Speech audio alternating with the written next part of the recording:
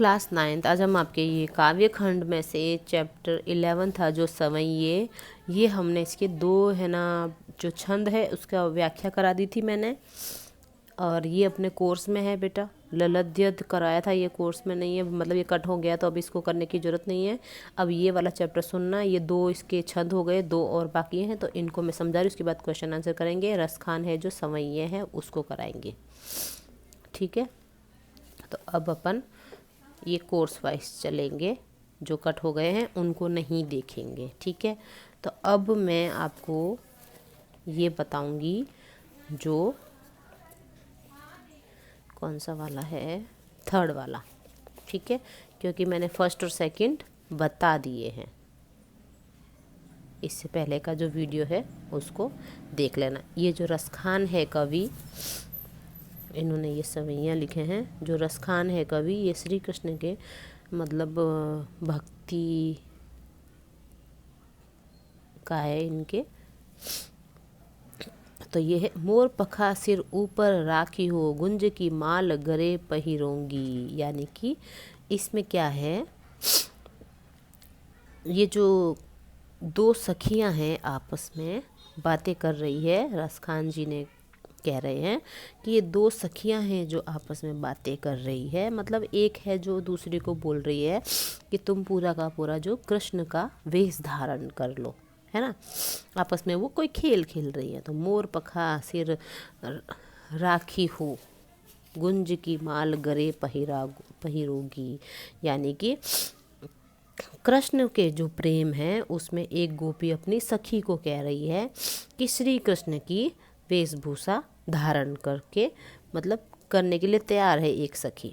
तो वो कह रही है कि श्री कृष्ण की भांति वो मोर पंख ऊपर राखी, यानी अपने सर पर मोर पंख जो मोर मुकुट है वो पहन लेगी, और गुंज की माल गरे गरे मतलब गला, और गुंज की माल एक गुंज होता है जो कोई रत्ती होती है, कोई मतलब कुछ होता है मोती जैसा, तो वो गुंज की माल गले में पहन मतलब धारण कर लेगी, पहन लेगी। ओढ़ पीतम्बर ले लकुटी बन, पीतम्बर यानी पीले वस्त्र, पीला वस्त्र, लकुटी मतलब लकड़ी या छड़ी बोल सकते हैं उसको। गोधन ग्वारिन संग फिरोगी, गोधन वही गाय।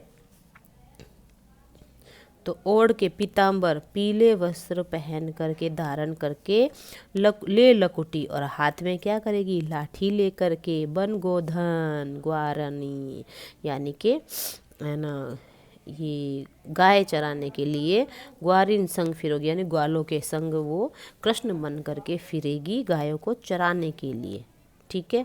गोधन ग्वारिन ग्वालों के संग गाय चराने के लिए वन में फिरेगी। भाव तो वो ही मेरो रसखानी, सो तेरे कहे सब स्वांग करूँगी। अब इसमें क्या कह रहे हैं कि वो कह रही है, रसखान कह रहे हैं कि वो कह रही है कि मेरे को वही भा रहा है, मतलब वही रूप भा रहा है।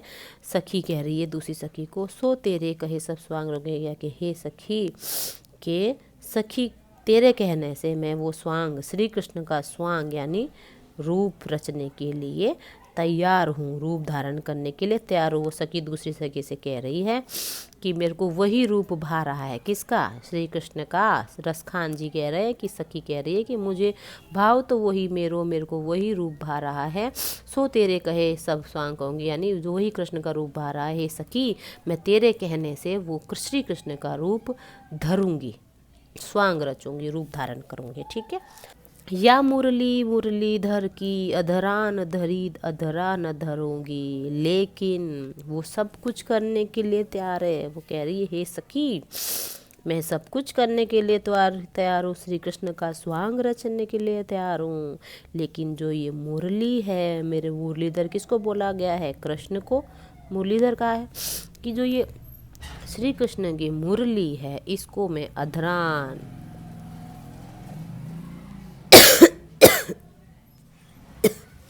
होठों पर, अधरान यानी होठों पर, धरी अधरान न धरूं यानी अपने होठों पर नहीं धरूंगी, धारण नहीं करूँगी, यानी कभी नहीं रखूँगी। क्यों? क्योंकि ये जो मुरली है वो मेरी सौतन के समान है। ठीक है। दो सखियां हैं, आपस में बातें करिए कि मतलब खेल रूप में कि हम लोग, तुम कृष्ण का रूप धारण कर लो।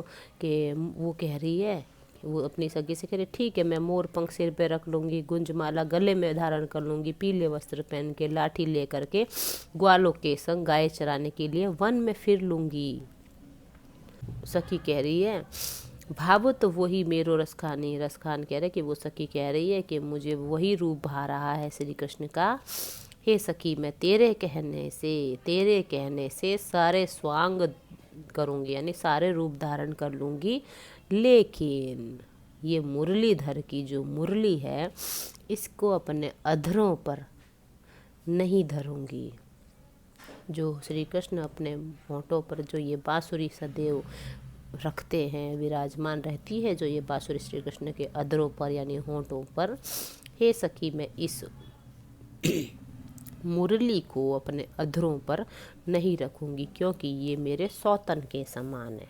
मुरली को सौतन के समान माना गया है। ठीक है, तो इसका ये हो गया। टेरी कहो सिगरे ब्रज लोगन, काल ही कोई कितनो समझू है। यानी यहाँ पर है टेरी मतलब है पुकारना या बुलाना, सिगरे मतलब है सारे, ब्रज लोगनी यानी ब्रज के जो लोग हैं वो, काल ही मतलब है कल। ठीक है, कितना ही समझा, यानी कि ये बोल रही है जो गोपी है वो बोल रही है टेरी कहो सिगरे ब्रज लोगन को, जो ब्रज के जो सारे लोग हैं सुन लो। ठीक है, पुकारना या बुलाना मतलब उनको, चाहे ब्रज के सारे लोगों को वो पुकार के कह रही कि चाहे सभी सुन लो कि कल चाहे कोल्हू कोई कितनो समुझा है, काल ही कोई को कितनो समुझे है। माई रीवा मुख की मुस्कानी, संहारी न जेहे न जेहे न जेहे। यानी कि वो बोल रही है कि ब्रज के सारे लोग हैं जो, वो सारे लोग हैं जो उनको पुकार के वो कह रही है कि सभी सुन लो कि काल ही को कितनो समझो है, मतलब कल चाहे कोई कितना भी समझाना, कल चाहे कोई कितना भी समझाना, पर क्या है माई रीवा मुख की मुस्कान। यानी कि मायरी के हे माँ, मायरी मतलब हे माँ, जो वो वह मुस्कान, जो वो मुस्कान है कौन सी, जो कृष्ण की जो मुस्कान है, समरी न जेहे न जेहे न जेहे। 3 बार ले रखा है यहाँ पर कि वो एक टोने राइमिंग वर्ड है, मतलब छंद है ये पूरा का पूरा। मुख की मुस्कान समरी न जेहे न जेहे, मतलब मुख की मुस्कान जो है, कृष्ण जो बंसी बजाते समय जो कृष्ण की मंद मंद मुस्कान है उसको संभाल पाना किसी के वश की बात नहीं है या नहीं होगी। वो कह रही है गोपी पुकार के सारे ब्रज लोगों को कि सब सुन लो, काल ही को जितनो समझे है, यानी कल चाहे कोई कितना भी समझाना, पर जो कृष्ण है, हे माँ, जो कृष्ण की जो वो मधुर मुस्कान है, मंद मंद मुस्कान है, वो संभाल पाना किसी के बस की बात नहीं है। जब श्री कृष्ण अपनी मुरली से बांसुरी बजाते हैं वो, क्योंकि क्या है उनकी जादू भरी जो मुस्कान है, जो वो जो मुरली की ध्वनि है, वो किसी के मन को मतलब अपने वश में नहीं रहने देती, क्योंकि वो किसके वश में हो जाती है, श्री कृष्ण के मधुर संगीत के, उसके बांसुरी के संगीत के वश में हो जाती है। यानी कि वो बांसुरी बजाते हैं तो ऐसा जादू सब पर चल जाता है कि किसी का मन भी उनके बस में नहीं रहता है। वो कृष्ण से मिलने के लिए आतुर हो जाता है। उनकी जो मुरली की धुन है, उसकी जो मधुर मुस्कान है, वो देख करके गोधन जो लोकगीत जो वो बजाते हैं गाते हैं कई महलों में चढ़ के, वो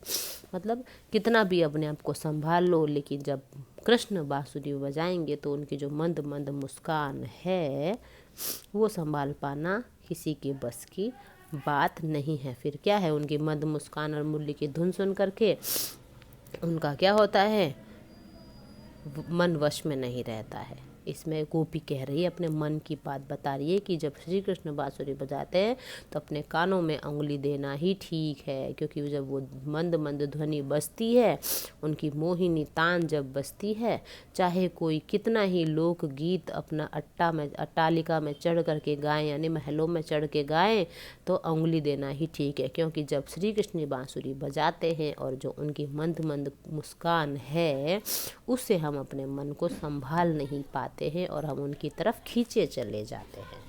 इसका मतलब ये है, ठीक है। तो इसको अपनी लैंग्वेज में किस तरह से लिखना है वो अब आपके ऊपर है। एक दो बार इस वीडियो को सुन लेना और फिर उसकी जो व्याख्या करना है, कैसे करना, संदर्भ और प्रसंग व्याख्या। जब ये ऐसा ही है, जब ये छंद आएगा तो आपको संदर्भ और प्रसंग में यही लिखना है कि ये प्रस्तुत सवैया है हमारी। ये रसखान देखोगे ना आप, तो आपको पता चल जाएगा रसखान चैप्टर से है कि हमारी पाठ्य पुस्तक क्षितिज में संकलित रसखान सवैयों से लिया गया है। इसमें रस श्री कृष्ण, अब जब ये है वंशी जो काननी दे अंगुरी ये वाला आएगा, तो इसमें लिखना है कि समया में रसखान है श्री कृष्ण की वंशी को मनमोहक ध्वनि के प्रभाव का, मतलब जो ध्वनि, जो मनमोहक ध्वनि है उसका जो प्रभाव गोपी पर पड़ता है, उस प्रभाव का जो वर्णन किया है कि भाई मन वश में नहीं रहता है, ठीक है। और इससे पहले वाला था जो मोर पखा वाला, अगर वैसा आ जाता था उसमें यही लिखना है प्रस्तुत सवैया हमारे पास पाठ्य पुस्तक क्षितिज से संकलित है। कौन सा? रसखान के सवैयों से, है ना। इसमें क्या कर रही है, मोर मुकुट, मतलब दो सखियां हैं, वो अपने श्री कृष्ण का वेश धारण करने के लिए तत्पर है, यह बात कर रही है। तो यह जो वर्णन है श्री कृष्ण का, लेकिन वो अपने मतलब मुरली है उसको क्या मान रही है, सौतन के समान मान रही है कि भाई मैं मुरली को नहीं रखूँगी अपने अधरों पे, क्योंकि ये मुरली है जो मेरे सौतन के समान है। तो दोनों जो पैराग्राफ हैं, जो छंद है, जो सवैये हैं, उनका ऐसा वर्णन है। संदर्भ प्रसंग लिखना है और फिर व्याख्या करके लिखना है। विशेष वही है कि है ना कौन सी शैली है ना, छंद कौन सा है।